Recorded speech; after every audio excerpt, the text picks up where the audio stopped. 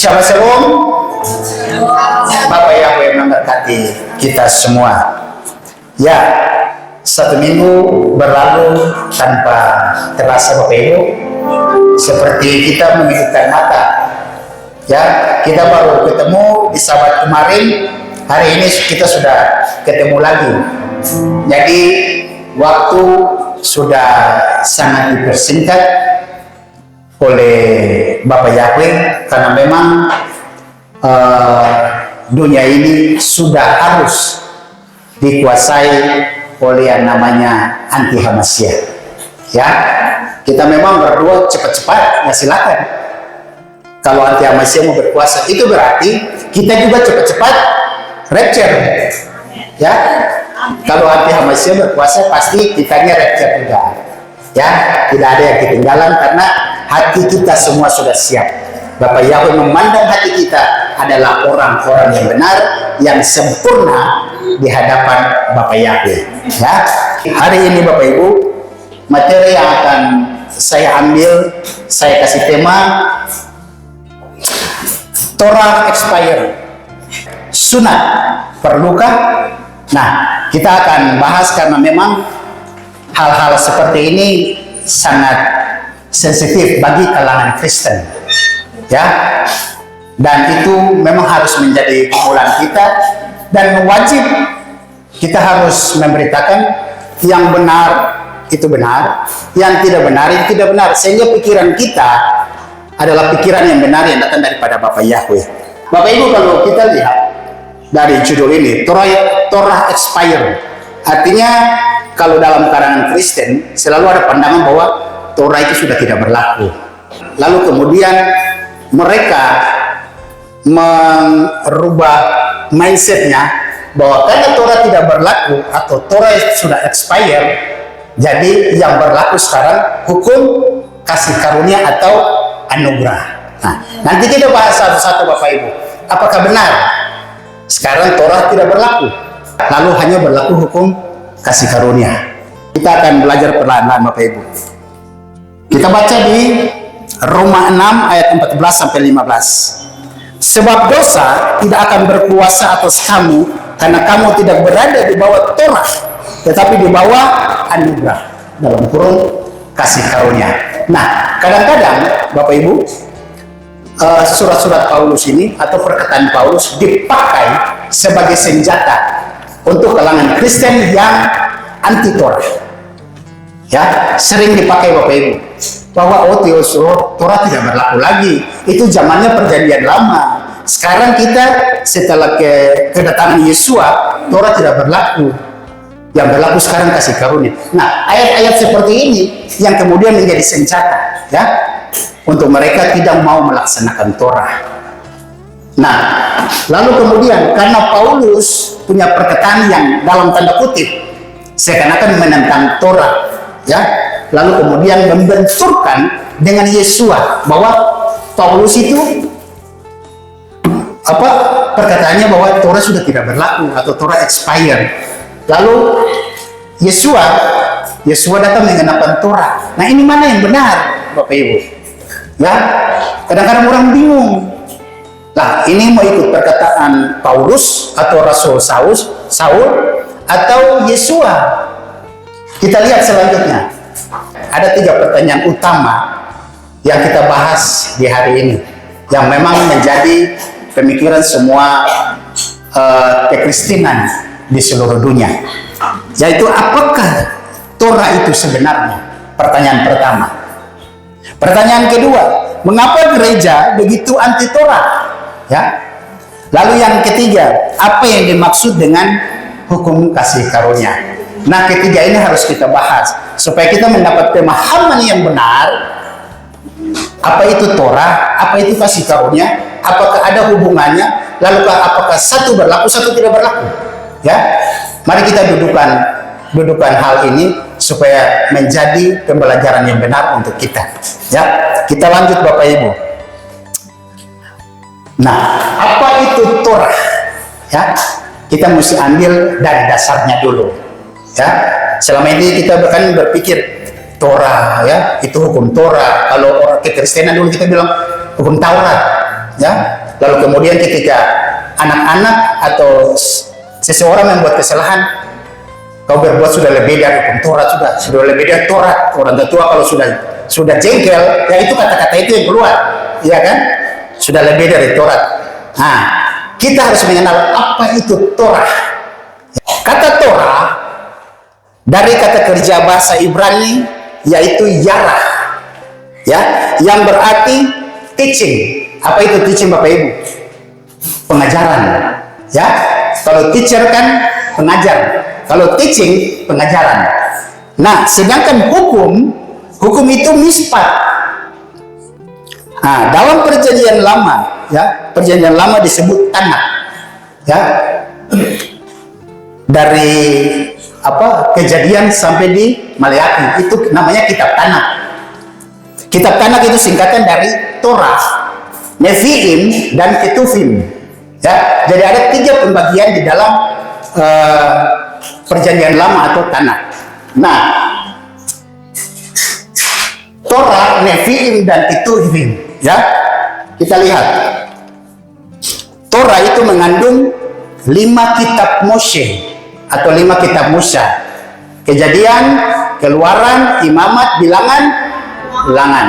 5 kitab Moshe. Lalu kemudian Nevi'im itu kitab para nabi, ya, kitab kitab nabi-nabi. Lalu kemudian Ketuvim itu kitab tulisan-tulisan, puisi, cerita, ya.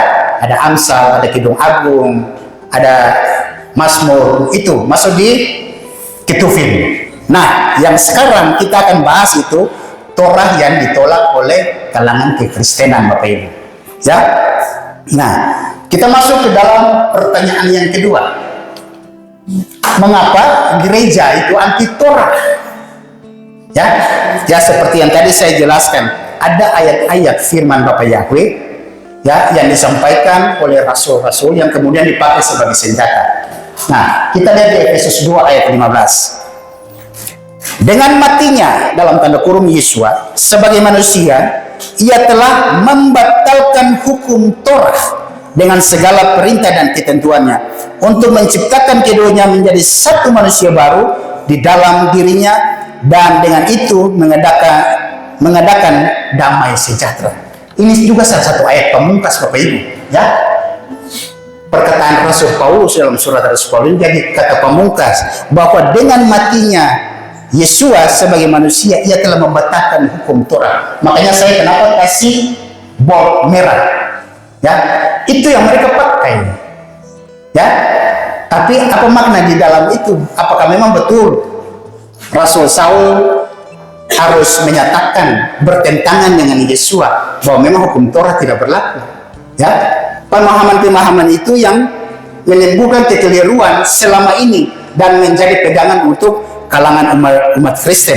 Tapi kemudian kita melihat konteks, harus melihat konteks di saat itu, ya. Nah, nanti kita akan bahas sampai di kenapa dikatakan membatalkan hukum Torah, ya. Kita lihat yang kedua dulu.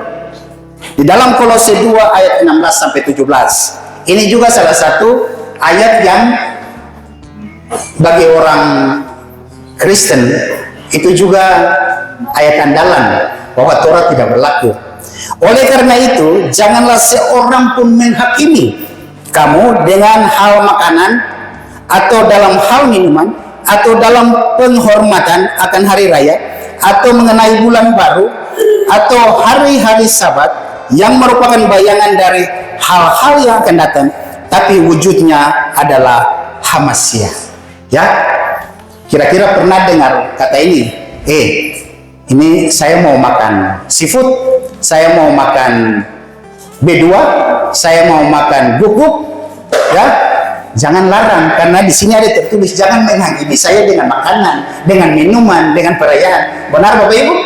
Ya. Nah, yang tadi saya bilang kita harus tahu konteksnya dulu, sehingga kita tidak secara pemikiran kita letterlek bahwa oh iya saya makan apa saja jangan dilarang.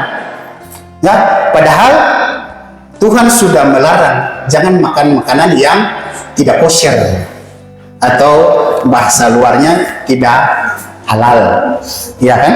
Nah, itu yang harus kita ketahui bahwa dalam konteks ini Bapak Ibu, Ini karena terjadi pertentangan antara orang Yahudi dan orang non-Yahudi pada saat itu.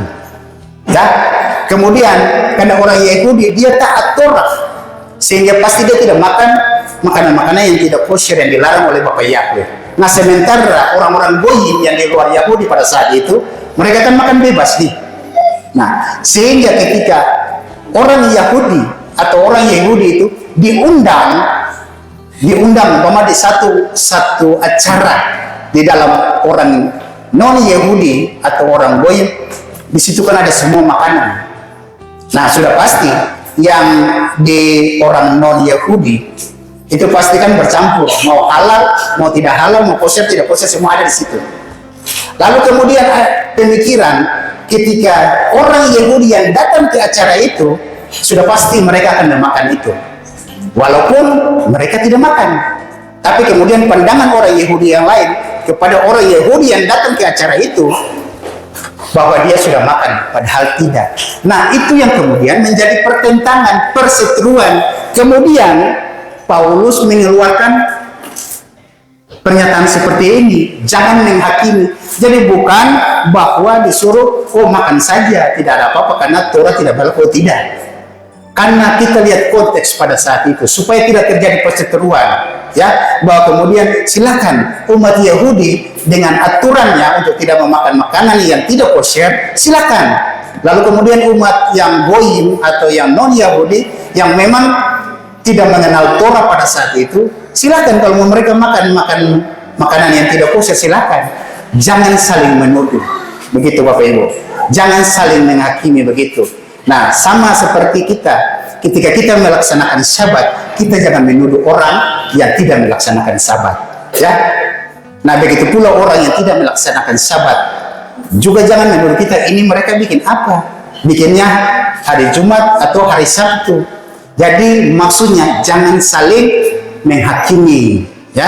Maksudnya itu. Tapi kemudian semua dipikirkan secara letterlek, bahwa jangan larang saya untuk makan babi, jangan larang saya untuk makan RW, itu enak sekali, ya.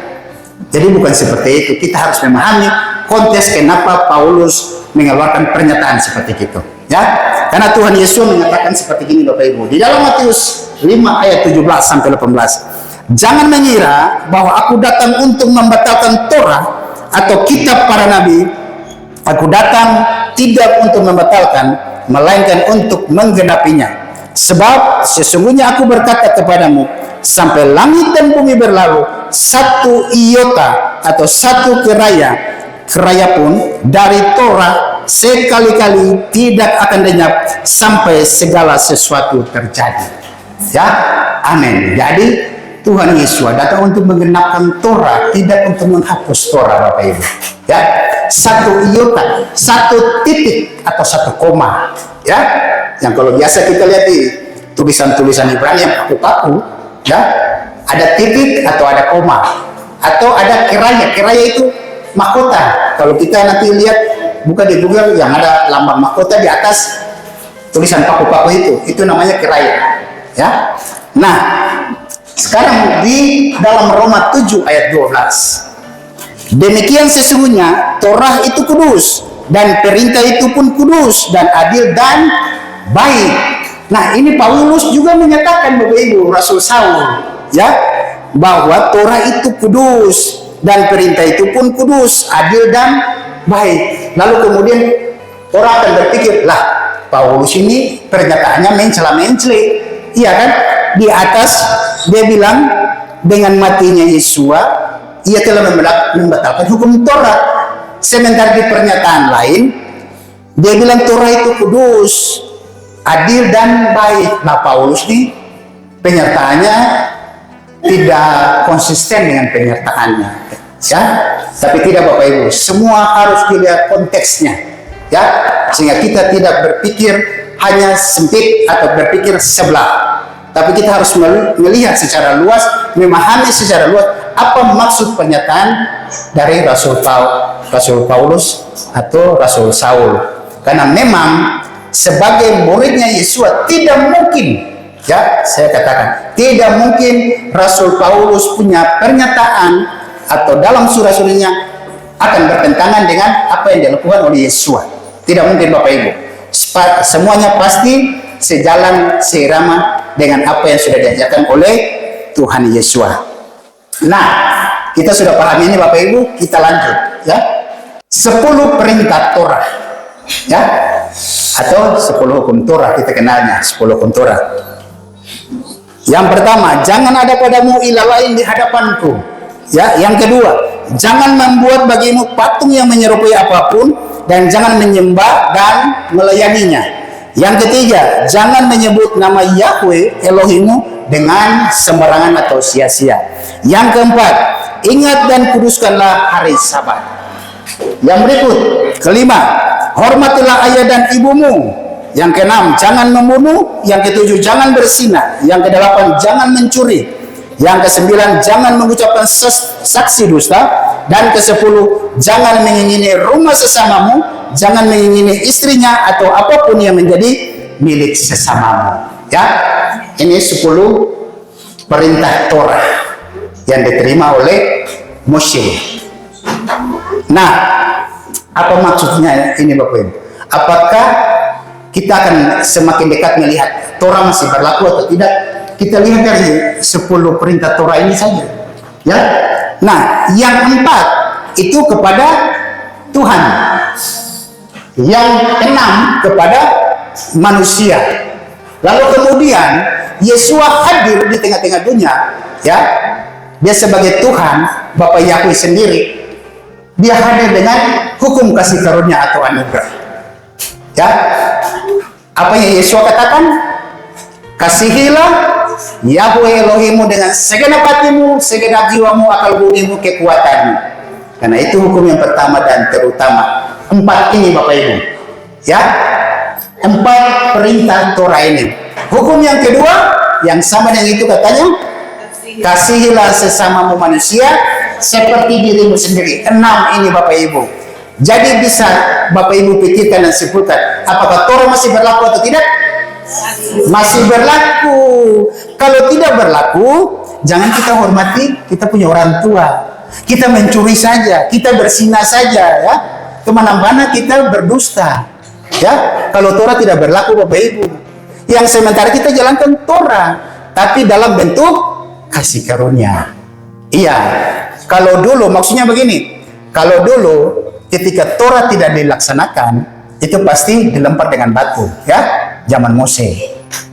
Jadi orang berpikir Torah itu zamannya zaman perjanjian lama, zamannya Mose, sehingga ketika kehadiran Yesua, oh Torah yang diberikan Bapa Yahweh kepada Mose tidak berlaku lagi. Oh tidak, tidak seperti itu. Kalau mau seperti itu berarti kita bikin patung-patung kita sembah, ya. Kita setiap hari seperti dulu, ya. Kita terantuk sedikit, apa yang keluar? Tua A dan segala macam, ya, dulu-dulu. Tuh. Nah, begitu. Lalu kemudian kita dulu tidak melaksanakan Sabat, sekarang kita melaksanakan Sabat. Yang kita lakukan apa Bapak Ibu? Torah. Iya. Jadi kalau kalangan Kristen mengatakan bahwa Torah tidak berlaku, kalau gitu jangan dia di Kristen, dia di tempat lain saja Bapak Ibu. Tapi karena itulah, ada hal yang menurut mereka, oh ini baik untuk mereka, baiknya untuk mereka manusia, tapi tidak menyenangkan hati Bapa Yahweh, ya, karena mau ikut senangnya mereka. Nah, contohnya seperti ini Bapak Ibu. Ketika di jalan ada lampu merah, pasti Bapak Ibu berhenti, ya. Tapi apakah ada orang yang melanggar lampu merah atau tidak? Pasti ada, ya, pasti ada. Nah, tapi apakah ketika otomatis melanggar lampu merah lantas peraturan tentang lalu lintas itu tidak berlaku? Tentu tidak, ya. Peraturan tetap peraturan yang dia berlaku, ya. Itu maksudnya contoh. Bapak Ibu bisa tangkap. Maksudnya ketika aturan ini ditaruh, ya, aturan ditaruh. Lalu kemudian kita dengan motor aturan lalu lintas, kita lewat lampu merah. Ada orang yang stop, kita lewat. Kita lewat. Apakah ketika kita lewat langsung pemerintah bilang, oh hapus nih aturan lalu lintas, bisa saja lewat saja, karena satu orang sudah lewat. Apakah bisa begitu? Tidak kan? Tetap aturan berlaku. Mau lewat 10 orang, 100 orang di lampu merah pun aturan tetap aturan. Itu yang dikatakan Torah tetap berlaku. Ya? Nah, kita lanjut Bapak Ibu. Apa itu hukum kasih karunia atau anugerah? Kita masuk supaya kita bisa tahu Torah dan kasih karunia itu seperti apa. Nah, hukum kasih karunia adalah sekalipun kita tidak mampu menggenapi seluruh hukum Torah, tetapi kita dibenarkan karena pengorbanan Yesua. Jadi bukan membatalkan Torah. Torah ada 613 peraturan dan itu harus digenapi satu persatu, dan pengorbanan Yesua telah memberikan keleluasan gerak sehingga kita bisa mendapat pengampunan atau kemerdekaan dari dosa. Artinya, ketika kita mendapatkan kasih karunia atau anugerah keselamatan dari Tuhan, bukan berarti kita berbuat sesuka hati, Bapak Ibu. Ya, Torah ini Bapak Ibu seperti Undang-Undang Dasar 1945. Ya, itu dia punya payung besarnya dan semua undang-undang yang ada di Indonesia. Ya, kalau Undang-Undang Dasar 1945, kalau tidak salah itu ada 16 bab dan berapa pasal. Jadi ada aturannya. Nah, Torah ini yang tadi 10 perintah itu, dia punya turunannya banyak. Ya, ada 613. Sama dengan undang-undang. Dia punya turunan, ada bab 1, bab 2 sampai 16, kemudian pasal 1, pasal 2, kemudian ada ayat 1, ayat 2, belum huruf A, B, C, D, banyak Bapak Ibu. Ya, apakah bisa melaksanakan semua itu? Saya kira Undang-Undang Dasar punya bab saja kita juga tidak bisa melaksanakan semua, apalagi Torah. Nah, dengan kehadiran Yesua HaMasyiah, dia melaksanakan semua itu. Tinggal kita mengikuti jalannya Tuhan Yesua. Itu yang dibilang kasih karunia atau anugerah. Jadi walaupun kita tidak dapat melaksanakan semua, Tuhan Yesua sudah menggenapi semua. Ya, lalu kemudian kita katakan Torah tidak berlaku. Oh, tidak. Di dalam Yesua itu ada Torah, karena dia adalah Torah Kaim atau Torah secara manusia. Dia datang. Ya, dia Torah yang langsung bisa kelihatan. Oh, ini Tuhan Yesus berbuat seperti ini, kita ikut jalannya. Yesus baptis, Bapak Ibu, kita baptis. Kita baptis. Iya. Yesus ikut perayaan. Dia ikut perayaan, 7 perayaan Bapak Ibu. Kita bikin 7 perayaan. Jadi Torah yang Yesus bikin, kita juga bikin. Jangan setengah-setengah Bapak Ibu. Mau bikin 100%, jangan setengah-setengah. Oh, ini saja yang enak dengan ketong, ya. Yang enak dengan kita, supaya tidak membebani kita. Lalu yang separuhnya tidak usahlah. Tuhan Yesus sudah menggenapi. Itu alasan banyak orang Bapak Ibu. Oh, sudah biarkan Tuhan Yesus sudah menggenapi. Kita bikin yang ini, Tuhan Yesus bikin yang itu. Itu tercatat di mana Bapak Ibu? Tidak ada. Tuhan bilang kita harus taati semua ketetapan-ketetapannya. Apa yang difirmankan itu yang ditaati. Ya, mana jalannya itu yang kita ikut Bapak Ibu. Jadi ketika dia melaksanakan Torah semua, kita cuma tinggal mengikuti. Itu paling enak Bapak Ibu. Ya, kita tidak lagi mempersembahkan korban bakaran. Kalau mengikut betul kita persembahkan korban bakaran. Tapi Yesus sudah datang sebagai korban bakaran yang hidup. Ya, darahnya tertumpah. Ya, kita kemarin sudah belajar tentang di Yom Kippur. Ya, sudah terangkan banyak. Dia sebagai domba yang disembelih. Nah, dia menggenapi semua Bapak Ibu. Lalu bukan berarti kita tidak melaksanakan. Kita melaksanakannya ikut sesuai dengan apa yang Tuhan Yesus bikin. Makanya saya katakan, jangan bikinnya setengah-setengah. Bikinnya 100% full. Ya Bapak Ibu. Nah, di dalam Galatia 5 ayat 13 dikatakan, sebab kamu saudara-saudara telah dipanggil kepada kemerdekaan. Hanya janganlah kemerdekaan itu sebagai kesempatan untuk kedagingan. Sebaliknya, dengan kasih layanilah seorang terhadap yang lain. Ya, kita sudah dibebaskan dari dosa. Ya, karena pengorbanan Tuhan Yesus. Lalu kemudian kau bikin lagi dosa karena darah Tuhan Yesus masih berlaku sampai sekarang. Darah Tuhan Yesus masih berlaku. Ya, kita bikin saja. Nanti kita minta ampun. Ada darah Tuhan Yesus. Hati-hati ketika engkau masih mendapat kesempatan untuk pengampunan. Tapi kalau tidak dapat kesempatan, itu yang bahaya Bapak Ibu. Ya, jangan kita berpikir, oh penyamun di sebelah kanan Tuhan Yesus saja bisa selamat. Ya kan? Ketika dia mengaku, dia selamat.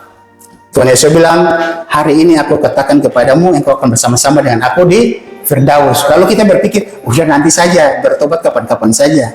Itu kalau diberikan kesempatan. Tapi kalau tidak diberikan kesempatan, apa jalannya? Pasti jalannya ke neraka, Bapak Ibu. Tidak sampai ke Samayim, atau tidak sampai ke Firdaus. Jadi selama masih ada kesempatan, mari kita pergunakan itu. Hak kemerdekaan kita dari dosa, kita pergunakan. Jangan kita berbuat dosa, itu maksudnya. Ya, sama seperti kita era reformasi 98. Ya, ketika peralihan masa pemerintahan masuk di masa reformasi, kita bebas sebebas-bebasnya. Ya, tidak jadi demokrasi lagi, tapi jadi demokrasi. Ya kan? Orang banyak yang gila, sedikit-sedikit demo, sedikit-sedikit demo. Iya kan? Jadi orang hanya bertutur kata, menghina presiden pun, menghina pejabat pun, itu beralasan bahwa ini era demokrasi. Itu namanya kebablasan. Ya, makanya kemerdekaan kita dari dosa jangan sampai kebablasan, Bapak Ibu. Ya, kita tetap menjaga koridor kita berjalan di arahnya Tuhan Yesus. Jangan kita merdeka, tapi kita bikin ikut kita punya suka. Nah, di dalam Roma 7 ayat 14. Sebab kita telah mengetahui bahwa Torah adalah rohania, sedangkan aku adalah jasmania yang terjual di bawah dosa. Ya, Torah pengaturan yang diturunkan oleh Bapa Yahweh untuk membenahi kerohanian kita, membenahi roh kita, supaya apa? Bisa menguasai tubuh dan jiwa kita.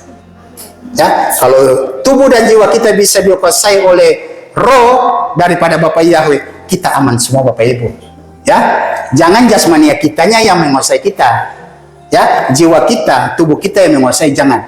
Tapi pakai roh daripada Bapa Yahweh untuk menguasai jasmanianya kita, supaya kita aman. Nah, Bapak Ibu, ada hal-hal yang kadang-kadang menjadi pertentangan. Yang tadi saya bilang, mau bikin Torah itu bikin 100%, jangan setengah-setengah. Ya, yang paling sensitif itu Bapak Ibu, sunat. Ya, saya akan singgung di sini, Bapak Ibu. Kenapa? Orang Kristen dengar sunat itu sudah alergi. Berpikir itu punyanya mereka di seberang. Siapa tahu itu sunat punyanya kita. Kita baca dulu di dalam Roma 3 ayat 30 sampai 31. Sebab sesungguhnya Elohim itu Esa, Dia yang akan membenarkan kebersunatan karena iman dan ketidakbersunatan melalui iman. Dengan demikian, apakah kami menggunakan Torah melalui iman? Tidak mungkin. Sebaliknya, kami meneguhkan Torah. Kita harus pahami bahasanya baik-baik, Bapak Ibu. Tuhan membenarkan kebersunatan karena iman. Ya. Dan ketidakbersunatan melalui iman. Jadi ada dua, Bapak Ibu, yang harus kita catat, dua. Ya. Kebersunatan karena iman. Abraham disunat karena iman. Ya. Nah, lalu kemudian dibilang sunat hati. Yang tadi dibilang di situ ketidakbersunatan melalui iman. Itu juga. Jadi harus kita bedakan konteksnya. Setiap firman kita harus tahu dia punya konsepnya, Bapak Ibu, seperti yang Yesus lakukan, ya, agar jangan kita salah berpikir atau gagal paham. Saya terangkan satu-satu, Bapak Ibu, karena ini memang hal-hal yang sensitif, ya. Kalau bicara sunat itu hal yang sensitif. Apakah cuma sunat secara fisik yang kemudian ditentang? Kita belajar, Bapak Ibu, ya. Nah, sunat itu ada dua, Bapak Ibu, ya. Sunat ada dua. Sunat secara metafora dan sunat secara literal. Ya, saya terangkan perlahan-lahan. Sunat secara metafora dan sunat secara literal. Apa itu sunat metafora yang di dalamnya? Apa? Ada sunat telinga, ya. Kemudian ada sunat hati. Lalu kemudian ada sunat bibir. Lalu yang terakhir ada sunat hamasiah. Ya, jadi sunat bukan cuma satu, Bapak Ibu. Ada di dalam sunat metafora. Metafora ini maksudnya gini, sunat yang tidak kelihatan. Ya, tapi yang selama ini kita kenal apa? Sunat hati. Yang kita kenal cuma ini, Bapak Ibu. Tapi ada 4. Sunat telinga, sunat hati, sunat bibir, sunat hamasiah. Ya, lalu kemudian apa itu sunat literal? Nah, sunat literal ini yang dikatakan secara jasmania namanya sunat basar, ya, atau ujung dari alat kelamin laki-laki. Dikatakan itu brit milah, ya, sunat atau perjanjian kekal antara Bapa Yahweh dan manusia, ya. Jadi Bapak Ibu bisa paham bahwa sunat cuma bukan sunat secara jasmania dan sunat hati. Ada beberapa sunat Bapak Ibu yang harus kita pahami.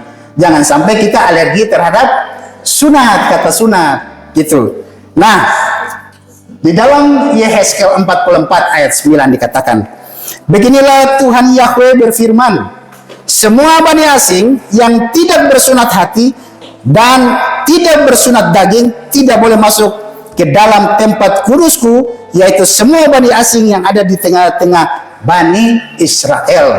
Jadi ada berapa sunat Bapak Ibu? Ada sunat hati dan sunat daging. Sunat secara metafora dan sunat secara literal. Ya, itu Bapak Ibu. Nah, yang tidak bersunat berarti tidak boleh masuk ke dalam tempat kudus. Ya. Nah, kita bahas satu-satu Bapak Ibu. Ya. Sunat telinga. Kita lihat di dalam Yeremia 6 ayat 10. Biarlah kepada siapa aku berbicara dan memberi kesaksian, mereka dapat mendengarkan. Lihatlah, telinga yang tidak bersunat dan tidak mampu untuk mendengarkan. Lihatlah, firman Yahweh telah menjadi satu celaan bagi mereka. Mereka tidak menyukainya. Ya, kenapa disebut sunat telinga? Nah, ini Bapak Ibu, itu orangnya yang keras kepala. Ya, orangnya tidak mau mendengarkan atau memperhatikan firman Bapak Yahweh. Ya, kemudian menertawakan firman Bapak Yahweh. Ketika firman disampaikan, orang ketawa-ketawa, maksudnya itu namanya melecehkan firman Bapak Yahweh. Yang berikut, tidak menyukai atau membenci firman Bapak Yahweh, tidak mau sama sekali, tidak mau mendengarkan. Jangankan mendengarkan firman, mendengarkan nama Bapak Yahweh saja orang sudah alergi. Ya, orang yang sudah karatan dengan Arab dan Yunani itu pasti alergi. Kalau dengan nama Bapak Yahweh saya sudah alergi. Baru Bapak Yahweh, belum Yesus Hamasiah, lebih-lebih alergi lagi, iya kan? Nah, kemudian orang yang mencela firman Bapak Yahweh, itu mereka itu harus sunat telinga, ya, harus sunat telinga. Bisa paham Bapak Ibu? Amin. Kita lanjut di sunat hati. Nah, ini semua perpetokannya di sini biasanya. Sunat hati kita lihat di Kisah Para Rasul 7 ayat 51. Hai orang-orang yang keras kepala dan yang tidak bersunat dalam hati dan telinga, kamu selalu menentang Roh Kudus sebagaimana para leluhurmu, kamu juga. Jangan sampai kita dikatakan demikian Bapak Ibu. Ya. Nah, apa itu orang-orang yang tidak bersunat hati? Ini. Dia juga tegar tengkuk, yang kayak tadi keras kepala, ya. Sukar taat kepada firman Bapak Yahweh, ya. Tidak mau mendengarkan firman. Cuek saja dengan firman Bapak Yahweh. Tidak mau atau malas mendengar firman Bapak Yahweh, ya. Makanya sekarang rajin-rajinlah baca firman, ya. Kemudian suka melawan atau menentang Roh Kudus, ya. Roh lain yang berbicara, tapi itu mengatasnamakan Roh Kudus. Kita jangan sampai bertindak bahwa itu Roh Kudus pada yang ada dalam diri kita, roh akunya kita, ya.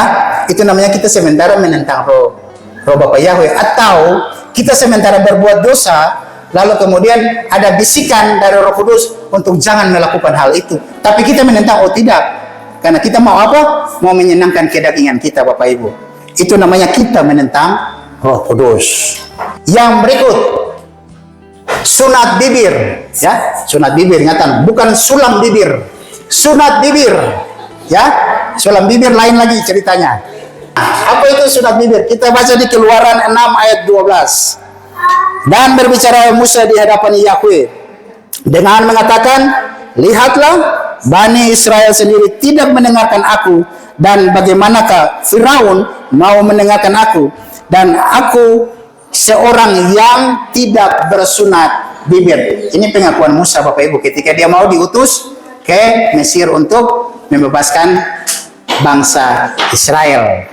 Ya, nah apa yang dia lakukan? Itu orangnya tidak pandai bicara. Memang Musa itu gagap, Bapak Ibu, sehingga istilah dia tidak pede ya ketika Tuhan utus dia untuk ke Mesir untuk membebaskan Israel. Kan ada Harun, ada yang lain-lain. Loh, kenapa saya ini masih banyak kekurangan? Itu karena dia tidak fasih berbicara. Kemudian dia takut memberitakan firman kepada orang lain. Ada kesempatan, Tuhan kasih kesempatan untuk kita menyatakan firman untuk orang lain. Tapi kadang-kadang kita mengatur mulut kita, Bapak Ibu. Ya, siapa tahu orang lain lagi lapar dan haus akan firman. Nah, kita jangan bertindak seperti ini. Itu tandanya kita belum bersunat bibir. Kita tahan katup kita punya mulut rapat-rapat, tidak mau menyampaikan firman kepada orang lain. Padahal Tuhan ada kasih kesempatan, ya. Ketika dia berikan kesempatan, nyatakan itu, Bapak Ibu. Itu berarti kita sudah bersunat bibir. Itu yang Tuhan hargai. Malaikat catat perbuatan kita, Bapak Ibu. Nah, kita lanjut. Sunat Hamasyah. Apa itu sunat Hamasyah? Kita baca di dalam Kolose 2 ayat 11 sampai 12.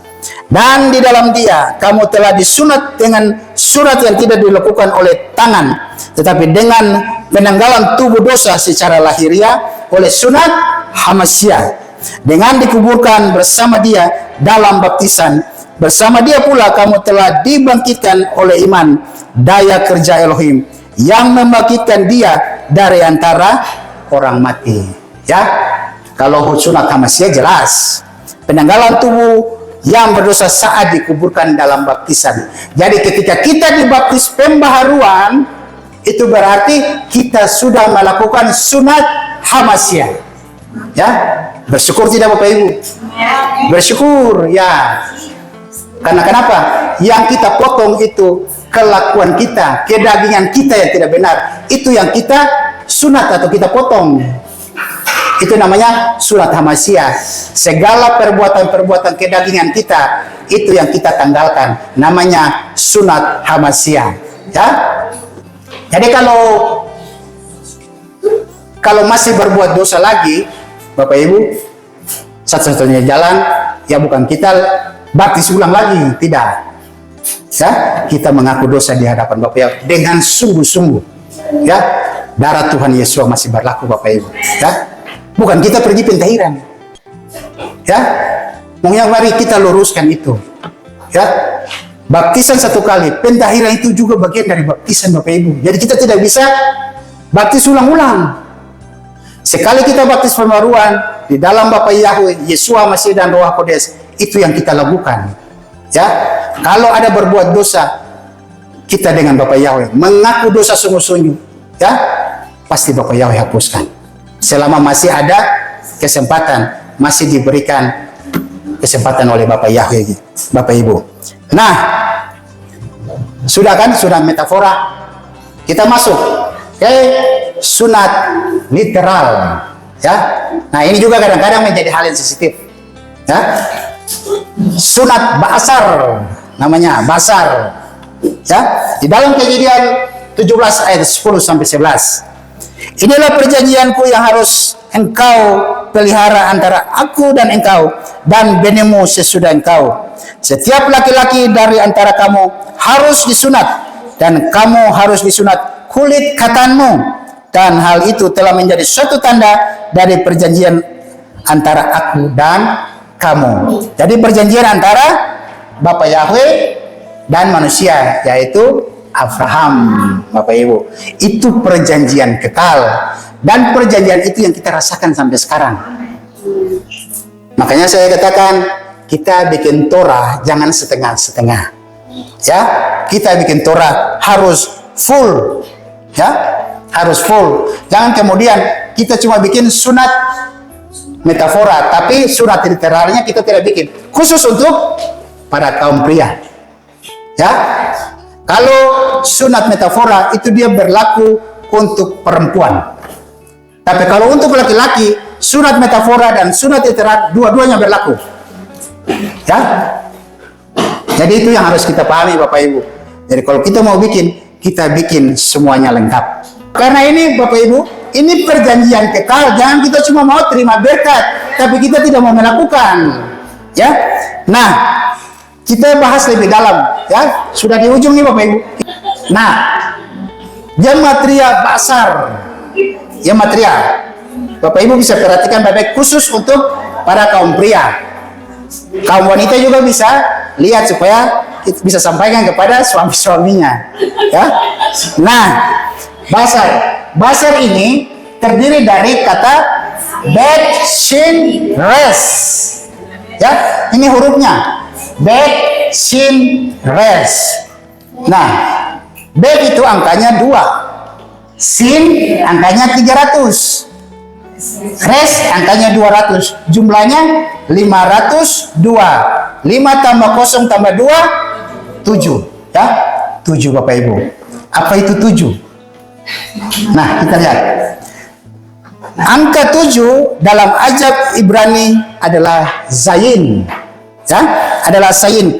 Filosofinya manusia yang dimahkotai. Itu Bapak Ibu. Nah, secara piktogram atau gambar ya, bet itu gambarnya rumah, sin gambarnya alat untuk memotong, res itu gambarnya kepala. Jadi sebagai kepala rumah tangga atau imam, kepalanya harus dipotong, tapi bukan kepala atas, yang dipotong bawahnya. Nah, itu. Ya. Jadi kita harus mengerti Bapak Ibu.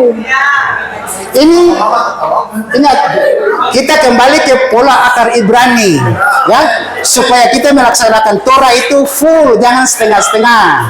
Ya, sekali lagi, jadi sebagai kepala rumah tangga atau imam, kepalanya harus dipotong, tapi bukan kepala di atas, yang dipotong ujung di bawahnya. Itu Bapak Ibu. Nah, di dalam 1 Korintus 11 ayat 4, setiap pria yang berdoa atau bernubuat dengan kepala yang berkerudung, dia sedang mempermalukan kepalanya. Kepala yang berkerudung bukan ini Bapak Ibu, bukan. Hah? Saya tidak perlu menyebut ya. Saya tidak perlu menyebut. Kepala yang berkerudung itu yang di bawah. Itu maksud firman ini Bapak Ibu. Ya. Jadi yang dimaksud kepala yang berkerudung itu yang di bawah, bukan yang di atas. Ya. Nah, jadi dari awal sampai di akhir ini Bapak Ibu, apakah Bapak Ibu sudah bisa menangkap dan memahami? Apakah Torah masih berlaku atau tidak? Masih berlaku. Karena di dalam Torah ada kasih karunia di dalam Yeshua HaMashiach. Ya? Di dalam Yehezkel 11 ayat 19 sampai 20. Aku akan memberikan kepada mereka satu hati, dan aku akan menaruh roh yang baru di dalam kamu, dan aku akan menyingkirkan kekerasan hati dari diri mereka, dan akan memberikan kepada mereka hati yang taat, sehingga mereka akan berjalan menurut ketetapanku dan memelihara peraturan-peraturanku dan melakukannya, dan mereka akan menjadi umatku dan aku akan menjadi Elohim mereka. Kalau kita melaksanakan perintah-perintah Bapak Yahweh, Torahnya Bapak Yahweh, kasih karunia yang diajarkan oleh Yeshua Mashiach, maka Tuhan Bapak Yahweh akan menjadi Elohim kita. Ya? Dan kita bersyukur kita punya Elohim yang sudah datang ke dalam dunia ini dalam wujud manusia, yaitu Yeshua Mashiach, menggenapi seluruh Torah yang ada, sehingga kita beroleh kasih karunia. Nah, jalannya adalah jalan kebenaran dan kehidupan. Kita mengikuti jalannya, itu berarti kita mengikuti Torahnya. 613 Torah kita sudah bisa laksanakan ketika kita melakukan apa yang dilakukan oleh Tuhan kita Adonai Yeshua HaMashiach. Demikian firman Bapak Yahweh. Bapak Yahweh memberkati kita semua. Sukses besar untuk Kehilat Yahweh El Gibor Ambon. Mari kita berdoa.